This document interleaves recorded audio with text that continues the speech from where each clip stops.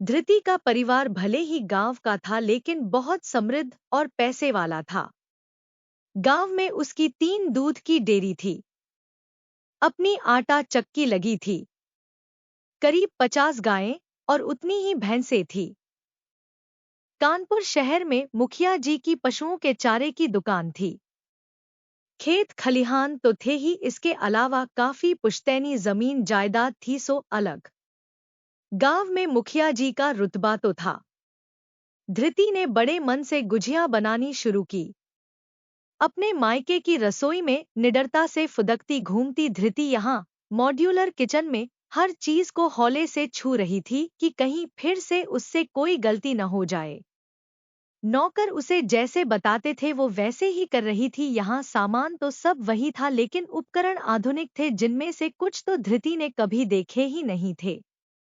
वो किताबी ज्ञान में भले ही कच्ची थी लेकिन सीखने में माहिर थी। नौकर जिस चीज को एक बार चलाना बता देते थे वो उसे अच्छे से ध्यान रखती थी। कुछ ही देर में उसने कोई सारे पकवान बना डाले। फिर वहीं पसर कर जमीन पर बैठ गई। अम्मा कितना याद कर रही होंगी हमें। हमसे तो किसी ने पूछा तक नहीं मायके जाने के लिए। बेचारी अकेले ही सब बनाई होंगी। सोचते सोचते प्यारी सी आंखों से झिलमिलाते हुए 2 मोती उसके गुलाबी गालों पर लुढ़क गए। लाख वारे न्यारे हों ससुराल में पर मायका तो मायका ही होता है आखिर। तब तक नवाबजादे अर्नब ने किचन में प्रवेश किया। अर्नब, आहा हा हा, क्या खुशबू है, क्या बना है जरा देखूं तो। कहते हुए उसने गर्म गर्म गुजिया से भोग लगाना शुरू कर दिया। अर्नब इस बात से अनजान था कि ये सब धृति ने बनाया था। उसे तो यही पता था कि धृति को कोई किचन में घुसने नहीं देगा। अर्नब, वाह क्या स्वाद है, ये किसने बनाया है? धृति, कोई नया कुक आया है क्या? वाह, जी चाहता है हाथ चूम लूं। धृति ने फटाफट बच्चों की तरह हाथों की मुट्ठी बांधकर आगे बढ़ा दी। अर्नब उसे देखकर हंसने लगा। अर्नब, अब ये मत कहना तुमने बनाया है। धृति, हाँ हाँ मैंने ही बनाया है। अर्नब, तुम्हें किचन में किसने घुसने दिया? धृति, मम्मी जी ने। अर्नब, आज तो नए गुजिया खाने के बाद मम्मी पापा तो क्या, मेरे प्यारे भैया भी तुम्हारे फैन हो जाएंगे। धृति, अच्छा जी। अर्नब, मीठा तो बहुत पसंद है उन्हें। धृति, बातें तो करेले जैसी करते हैं आपके भैया। अर्नब थोड़ा सा सीरियस हो जाता है। तुम्हें बुरा लगता होगा न, वो तुम्हें जरा भी इम्पोर्टेंस नहीं देते। धृति ने गुजिया खाते हुए बोला, न बिल्कुल नहीं। बस जब डांटते हैं तो लगता है मार ही डालेंगे। इतना कह के वो 4 गुजिया प्लेट में रखकर दादी माँ के कमरे में भाग गई। रात में घर का माहौल ही अलग था। सबकी जुबान पर धृति की गुजियों के स्वाद की तारीफ थी, सिवाय आकर्ष के। वैसे तो सबकी नजर बचाकर 5-6 गुजिया साफ कर चुका था वो, लेकिन धृति की तारीफ कैसे करता? उस गंवार की तारीफ तो उसे अपनी बेइज्जती महसूस होती। डिनर के बाद सब अपने अपने कमरे में चले गए। आकर्ष जब काफी देर तक कमरे में नहीं आया तो धृति ने बाहर नौकरों से पूछा, छोटे मालिक कहाँ हैं? ऊपर बार में, कहकर नौकर जाने लगा। ए, सुनो तो जरा, का बताए हो? धृति पीछे से चिल्लाई। ऊपर बड़े मालिक के साथ बार में बैठे हैं, कहता हुआ नौकर नीचे चला गया। धृति सीढ़ियों से ऊपर गई तो ऊपर का नजारा देखकर हैरान रह गई। एक बड़े से हॉल में कांच का गोल काउंटर बना हुआ था जिसमें तमाम महंगी से महंगी और पुरानी से पुरानी शराब की बोतलें रखी हुई थी।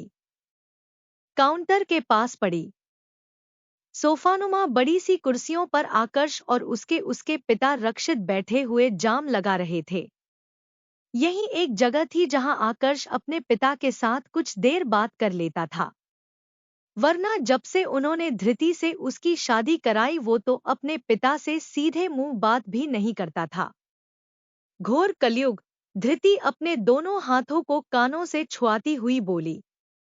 बाप बेटा एक साथ बैठे जाम छलका रहे हैं। हमारा कोनो भाई होता और ऐसन करता तो पिताजी बेल्टे बेल्ट सूत देते।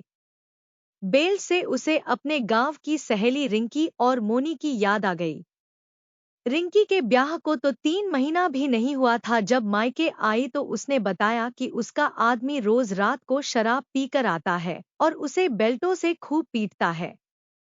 मोनी का भी यही हाल था। मोनी उसकी अम्मा को बता रही थी कि चच्ची, ये शराब अच्छे खासे मर्दन का हैवान बनाई देत है। हमार मर्द रोज रात को बिना बात के मारा पीटी शुरू कर देता है। का करी चच्ची बताओ जिया नाही जात ऐसन आदमी संगे। मासूम धृति काँप गई, अगर इन्होंने भी यही किया तो। रिंकी की तो लव मैरिज थी तब उसका मर्द इतनी कुटाई करता है, यहाँ तो शुरू से ही इनने हम पर तलवारें तान रखी हैं। और अगर आज पीट दिए तो डर के मारे उसके पसीने छूट रहे थे। अचानक उसकी नजर आकर्ष की कमर पर बंधी प्योर लेदर की काली चिकनी बेल्ट पर पड़ी। उसने डर के मारे अपनी आंखें ही मूंद ली और दंदनाती हुई अपने कमरे में चली आई। इधर बार में रक्षित आकर्ष से नए प्रोडक्ट की लॉन्चिंग पर डिस्कस कर रहे थे। रक्षित 3 दिन बाद की डेट फाइनल की है मैंने। तीनों प्रोडक्ट्स हम एक ही इवेंट में लॉन्च कर देंगे। मीडिया को भी इनवाइट किया गया है, इसलिए पूरा परिवार वहां हो तो ज्यादा अच्छा रहेगा। आकर्ष जो अपने गिलास में बर्फ के टुकड़े डाल रहा था। पूरा परिवार होगा। लेकिन अगर आपकी परिवार की परिभाषा में वो देहाती भी है तो आई एम सॉरी, उसे लेकर मैं कहीं नहीं जाऊंगा। किसी इवेंट में तो बिल्कुल नहीं। रक्षित अब तुम्हारी पत्नी है वो, थोड़ा रिस्पेक्ट भी दिया करो उसे। आकर्ष गुस्से से गिलास टेबल पर पटकता हुआ उठ खड़ा हुआ। आप शादी जबरदस्ती करवा सकते हैं, रिश्ता जबरदस्ती नहीं बनवा सकते। कोशिश भी मत करिएगा। आपकी बहू है, आप साथ लेकर जाइए। मैं अपनी बीवी बनाकर उसे कहीं नहीं ले जाऊंगा। कहकर आकर्ष 4-5 गिलास एक ही सांस में गटक गया और गुस्से से पैर पटकता हुआ अपने कमरे में चला आया। वो भयंकर नशे में था, उसकी आंखें गुस्से से लाल थी। वो बिस्तर पर धड़ाम से गिर गया, तभी उसकी नजर सामने सोफे पर गई। उसकी आंखें सही से खुल भी नहीं पा रही थी। उसे लगा सामने सोफे पर कपड़ों का पहाड़ सा लगा हुआ है। ये औरत क्या क्या करती रहती है मेरे कमरे में रहकर। इतनी बेतरतीबी से कपड़े सोफे पर फैला रखे हैं और जरा भी चिंता नहीं है इसे। वो धीरे से उठा और लड़खड़ाता हुआ सोफे की ओर बढ़ने लगा। उसे लगा कपड़ों का ढेर हिल रहा है। वो गौर से देखने लगा और एक एक कपड़ा हटाने लगा। आखिर में एक मोटी सी ब्लैंकेट उसने जोर से खींची तो अंदर डर से कांप रही धृति बैठी थी। तुम? आकर्ष आंखें खोलकर उसे देखने की कोशिश कर रहा था। आगे की कहानी भाग 3 में। धृति ने आव देखा न ताव, जल्दी से कूदकर उसकी पैंट में बंधी बेल्ट खोलने लगी। आकर्ष की आंखें, जो अभी तक खुल नहीं रही थी, एकदम बड़ी बड़ी ही गईं। ए ए क्या कर रही हो तुम? बोलो, छोड़ो मेरी पैंट। नशे में मेरा फायदा उठाना चाहती हो ताकि बाद में मुझे ब्लैकमेल कर सको। उसकी बातों को अनसुना करते हुए धृति का पूरा ध्यान उसकी कमर से बेल्ट खींचने में था। इसी खींचातानी में आकर्ष लड़खड़ाता हुआ सोफे पर उसके ऊपर गिर गया। उनका चेहरा एक दूसरे के इतना करीब था कि पहली बार न चाहते हुए भी उसकी आंखें धृति की आंखों से टकरा गई।